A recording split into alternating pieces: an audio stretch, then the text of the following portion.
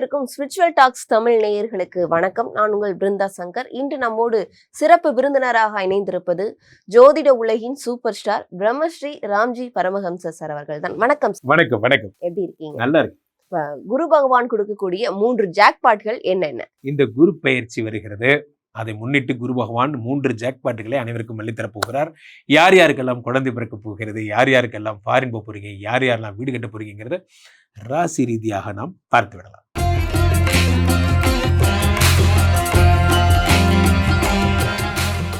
சுவாமிஜி, கன்னிராசிக்காரர்களுக்கு இந்த குரு பகவான் கொடுக்கக்கூடிய 3 ஜாக்பாட்கள் என்னென்ன? கன்னிராசிக்காரர்கள் என்றாலே நான் எப்பொழுதுமே சிரிப்பேன். காரணம் என்னவென்றால், உலகத்தில் எல்லாருக்கும் பிரேமம், பியார் பிரேம காதல், எல்லாருக்கும் காதலிக்க நேரம் இருக்குது. காதலிக்க நேரம் இல்லை அப்படின்னா அது யாருன்னா உங்களை பார்த்து அந்த பாட்டு எழுதியிருக்கான். கன்னிராசிக்காரங்க வேணால் போய் பாருங்கள். உங்களுக்கு லவ்லாம் இருக்கும், நான் லவ் பண்ணவே நேரம் இருக்காது. காரணம் அது நமக்கு இல்லை. 7ஆம் இடத்துல இப்போ தான் சனி வந்திருக்கார். இப்போ தான் கையை பிடிச்சி கூட்டு போய் லவ் பண்ண வைக்கிறார். இப்போ இது வரைக்கும் நாங்கள் அப்படி நடக்கவே இல்லை என் வாழ்க்கையில் அப்படிங்கிறதுலாம் உங்களுக்கு அது என்னமோ உங்களுக்கு இந்த காதல் யோகம் மட்டும் இல்லைங்க. இப்போ இந்த குரு 10ல் இருந்தார். ஆமாம் சார் பேட் பாய் சார், என் வேலையை பிடிங்கிட்டா சார். எத்தனை தடவை படித்து சொன்னேன். 10லே குரு வந்தால் பதவி பறிபோகும். இப்போ அடுத்து 11க்கு வந்திருக்கார். அப்பா விடுதலை. இந்த ஜூன் மாதம் வரைக்கும் கொஞ்சம் தம் கட்டிட்டீங்கன்னா, உங்கள் பாஸ் கண்ணிலே படாமல் ட்ராவல் பண்ணிட்டீங்கன்னா தள்ளு 11 ஜூன் மாதம் 2ஆம் தேதி வில் பிகம் ஆல் ரைட். பார்த்தீங்கன்னா உங்களுக்கு 11ஆம் இடத்துல இருக்கக்கூடிய குரு பகவானால் என்ன கிடைக்கும் என்றால் உங்களுக்கு பதவி உயர்வு கிடைக்கும். பதவி அடி தூள் பண்ண போகிறீங்க.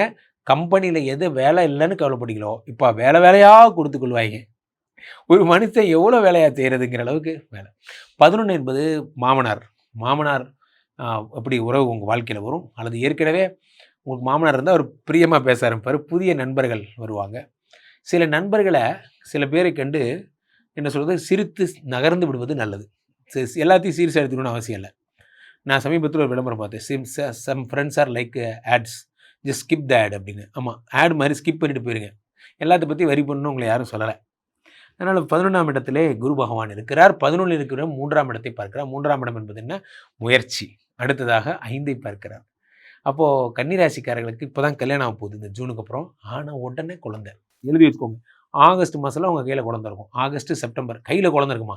சரி, உங்கள் வயிற்றில் குழந்தை இருக்கும். அப்போ ஆகஸ்ட் செப்டம்பர்லாம் கன்னிராசிக்கார பெண்கள் ஐவிஎஃப்லாம் போயிடாதீங்க, ஐவிஎல்லாம் போகாதீங்க. உங்களுக்கு என்ன சொல்கிறது, ஒரு இன்ப அதிர்ச்சியாக என்ன சொல்லிக்க, நான் அதுக்குள்ளே அம்மா ஆகிட்டேனா, என்ன என் வாழ்க்கையில் எல்லாமே ஃபாஸ்ட்டாக நடக்குதுங்கிற மாதிரி இதுக்கு மேலே தான் அந்த சந்தோஷத்தையே நீங்கள் அனுபவிப்பீங்க. அந்த தாய்மைங்கிற ஸ்தானத்தை குரு நினச்சா மட்டும்தான் கொடுக்க முடியும். அவரே மடியில் வந்து பிறப்பாருன்னா உச்சம் பெற்ற குரு 5ஐ பார்க்கிறார். சில பேருக்கு சொத்து சம்பந்தப்பட்ட பிரச்சனைகள் இருக்கும், அதெல்லாம் சரி பண்ணுவார். சில பேருக்கு சேலஞ்சில் ஜெயிக்கணும், அதெல்லாம் சரி பண்ணுவார். இந்த மாதிரி அடுத்ததாக குரு பகவான் என்ன பண்ணுறார்? 7 பார்க்குறார். 7ஆம் இடத்து குரு பகவான் பகலில் காதல், நைட்டு காதலோ காதல்.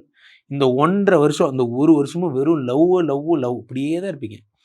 எந்த கன்னிராசியை பற்றி யார் சார் சொன்னது? எங்களுக்கு லவ் பண்ண தெரியாது. நான்லாம் யார் தெரியுமா? தப்பு சங்கருக்கு டப்பு கொடுப்பேன் சார் அப்படிங்கிற மாதிரி கவிதையாக எழுதி கொள்ளுவீங்க. அந்த மாதிரி பாருங்கள். நீங்கள் இந்த 1 வருடம் மகிழ்ந்து சிரிச்சுக்கோங்க. ஐயோ அதுக்கப்புறம் என்ன ஆகும்? அதுக்கப்புறம் தான் நீங்கள் அம்மா ஆகிடுவீங்க. அதுக்கு பின்னாடி சுற்ற வேண்டிய நேரம் ஆகிடும். அவ்வளோதான். அதனால் உங்களுக்கு ரொமான்டிக்கான ஒரு ஃபேமிலி வருடம், உங்களுடைய வாழ்க்கையில் அடுத்த படிநிலை போக வேண்டிய வருடம், அற்புதமான வருடம். கண்டிப்பா சாமிஜி.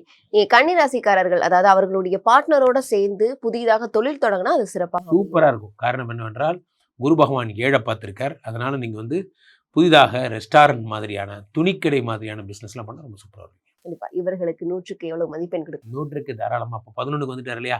இனிமேல் கன்னிராசிக்காரர்களுக்கு 100க்கு 95 மார்க் கொடுக்கலாம். பிரமாதமாக இருப்பாங்க. சுவாமிஜி, 12 வருடங்களுக்கு ஒரு முறை வரக்கூடிய குரு பயிற்சி அப்படின்னு சொல்றாங்க. இது மிகப்பெரிய யோகங்கள், அதிர்ஷ்டங்கள் எல்லாம் வாரி கொடுக்க போகுதுன்னு சொல்றாங்களே, இது பத்தி சொல்லுங்க. 12 வருடங்களுக்கு ஒரு முறைதான் இந்த குரு வருகிறார் என்பது உலக அறிந்த விஷயம். காரணம் என்னவென்றால் குருவுடைய ஜென்ரலாக 1 இயருக்கு ஒரு தடவை போகிற ஆள் அவர்.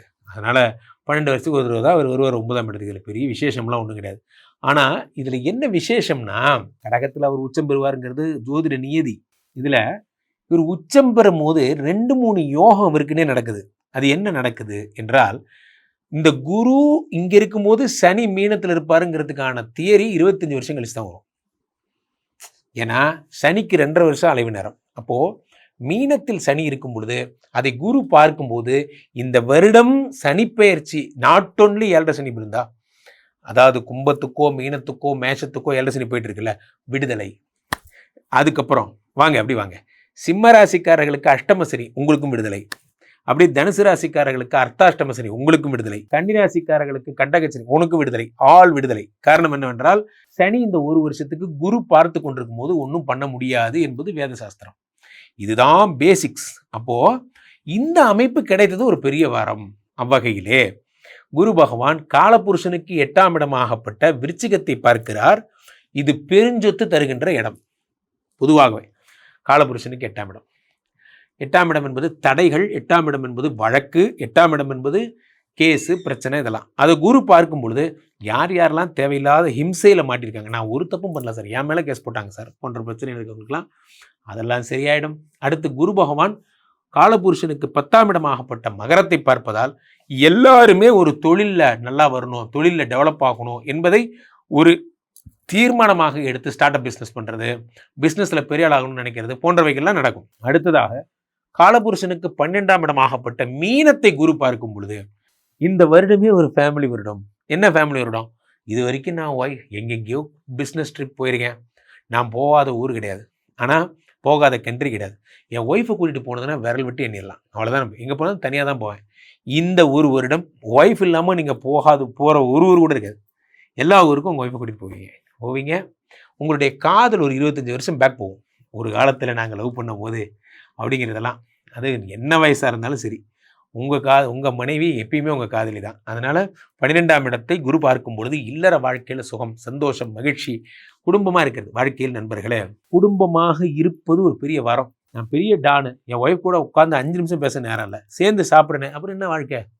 அது வாழ்க்கையினுடைய அழகே குடும்பமாக இருக்கிறது தான். அது நிறைய பேருக்கு காலம் கடந்தப்புறம் உணர்றாங்க. இந்த வருடம் குரு பயிற்சியில் நீங்கள் எல்லாருமே சந்தோஷமாக இருக்க போகிறீங்க. மற்றபடி all tsunami boys are telling உலகம் அழி போகுது, பூமி பூயமாதா, அதெல்லாம் ஒன்றும் இருக்காது. இல்லை, நல்லா இருப்பீங்க. காரணம் என்னென்னா குரு பகவான் உங்களுடைய முக்கியமான ஸ்தானங்கள் எல்லாம் பார்க்கும்போது தொழில் அபிவிருத்தி ஆகுது, லேண்டு வாங்க போகிறீங்க, நல்ல நல்ல விஷயங்கள். மங்கள குரு, யோக குரு, உச்சம் பெற்ற குரு, இவ்வளவு பேர் இருக்கு. அப்போது நல்லது மட்டும்தான் நடக்கும். கண்டிப்பா இந்த குரு கொடுக்கக்கூடிய 3 ஜாக்பாட் பத்தி நீங்க சொல்லியிருந்தீங்க. கண்டிப்பா மக்களுக்கு இது ரொம்பவே யூஸ்ஃபுல்லா இருக்கும், மக்களும் பயனடைவாங்க அது மூலியமா. மக்கள் இப்போ உங்களை தொடர்பு கொள்றது அப்படின்னா எப்படி தொடர்பு கொள்றது? அதை நான் சொல்றேன். அதுக்கு முன்னாடி அந்த 3 ஜாக்பாட் என்னங்கிற பேர் சொல்லிடுறேன். நியாயமா அதை விடவே நிறைய ஜாக்பாட் இருக்கு. அதுல முக்கியமான 3 என்னன்னா, சார் இது சந்திரனுடைய வீடு கடகம், அதுல குரு உச்சமாகிறார். இத குருச்சந்திர யோகம் ஒரு ஜாக்பாட்னு சொல்லலாம். இது நிறைய பேர் கவனிக்காத ஒரு விஷயம். அந்த சந்திரனுடைய வீட்டில் இந்த செவ்வாய் நீச்சமாக போகிறார் இந்த புரட்டாசி மாசம்லாம். அப்போ இது நீச்ச பங்க ராஜயோகம், குரு உச்சம் செவ்வாய் நீச்சம். அப்படி வந்தீங்கன்னா குரு விருச்சிகத்தை பார்க்கிறார், இது சந்திர மங்கள யோகம்னு சொல்றாங்க. அடுத்து குரு மகரத்தை பார்க்க போறார். எப்போ மகரத்தை பார்க்கிறார்? டிசம்பர் 6 ராகு வந்துருவார் மகரத்துக்கு. அப்போது குரு சண்டால யோகம்னு சொல்லலாம். இதை விடவே குரு சனியை பார்க்கறது இதுதான் வரலாற்றில் ஃபர்ஸ்ட் டைம். ஸோ இப்போ இது இத்தனை யோகங்களும் வர்றது இல்லாமல் ஒரு அடிஷனலா டிசம்பர் 6 ராகுவை பார்த்து குரு சண்டால யோகம் வர மாதிரி கேது சிம்மத்திலிருந்து கடகத்துக்கு போய் கோடீஸ்வர யோகம், குரு கேது சம்பந்தம் கோடீஸ்வர யோகம். அப்போது இந்த வருஷமே பணத்தை அள்ளித்தரும் வருடமாக இருக்க போகிறது. நிறைய விஷயம் தெரிஞ்சுக்கணும்ல. அப்போ நீங்களாம் பணக்காரர் ஆகணும் அப்படின்னா என்ன பண்ணலாம்? கீழே போயிட்டு இருக்க 2 நபரை கூப்பிடுங்க, உங்களுடைய சொந்த ஜாதகத்தை பார்த்து கொள்ளுங்கள். உலக புகழ் வாய்ந்த நமது விஸ்வரூப விஷ்ணுமாயா எழுந்தரில் இருக்கக்கூடிய புனிதமான இந்த ஸ்ரீமடத்திலே தினசரி நடக்கின்ற விஷ்ணுமாயா வேள்விகளை காணுங்கள். நாங்கள் எப்படி சார் வேள்விலாம் பார்க்குறது? டிஸ்கிரிப்ஷனில் கூகுள் மீட் ஐடியெலாம் கொடுத்துருப்போம், அதில் பாருங்கள். கிளிக் பண்ணிங்கன்னா கனெக்ட் பண்ணலாம். ஈவினிங் 5 to 6 மட்டும்தான் ஹோமம். அதை பாருங்கள். மீண்டும் ஒரு நல்ல பதிவில் சந்திப்போம். நன்றி, வணக்கம்.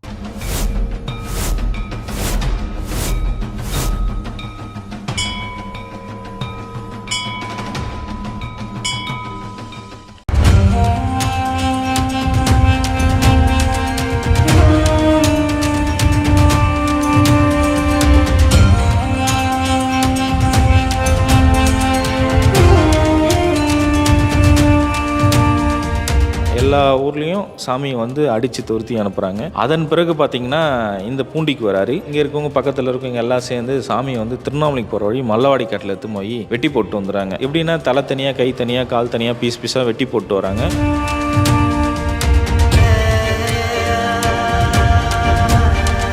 ஆற்றுல இருக்காரையே வெள்ளம் வருது, ஒரு அடிக்கு ஒரு அடி 360 டிகிரி தண்ணி ஃபுல்லாக விலகி போகுது. தவத்திலேருந்து எந்திரிச்சிக்கல, தண்ணிக்கு மேலே ஜடமாக இருக்குது, பிடிச்சி விழுத்தா வரல. தோண்டி பார்க்குறாங்க சாமியை, சாமி பார்த்தா உயிரோடு இருக்கிறார். பூண்டி மகான் பார்த்தீங்கன்னா மேற்கு ஒரு திண்ணையும் கிழக்கு ஒரு திண்ணையும் இருந்தது. இந்த கிழக்கு திண்ணையில் அந்த திண்ணையில் உட்கார சொல்ல தான் 19 வருட காலங்களாக பூமியில் கால் படலை.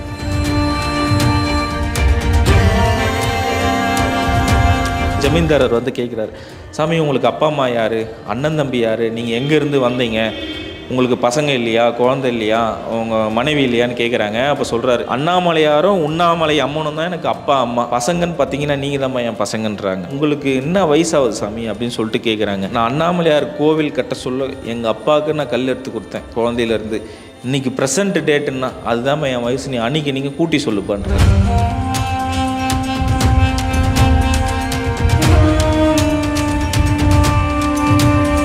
என்னை பார்க்கணுன்னு ஆசைப்பட்டால் திருச்செந்தூர் முருகர் கோயிலில் பாதாள லிங்கத்தில் ஐபூதங்களில் நான் ஒன்று, நீ வந்து என்னை எப்போ வேணால் தரிசனம் பண்ணிடான்னு குறிப்பு கொடுத்துட்டு போயிருக்காரு.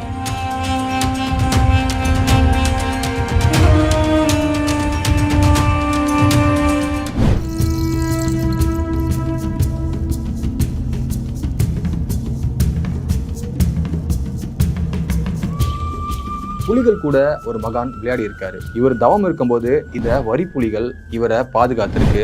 திருவண்ணாமலைக்கு வந்த மகான்கள் வரிசையில இவர் முன்னோடின்னு சொல்றாங்க. ஈசான்ய ஞான தேசிகர் ஐயா, இவருடைய வாழ்க்கை வரலாறு தான் நம்மளுடைய தேடல் பயணத்துல பார்க்க போறோம். வெல்கம் டு தேடல், நான் உங்கள் வினோ.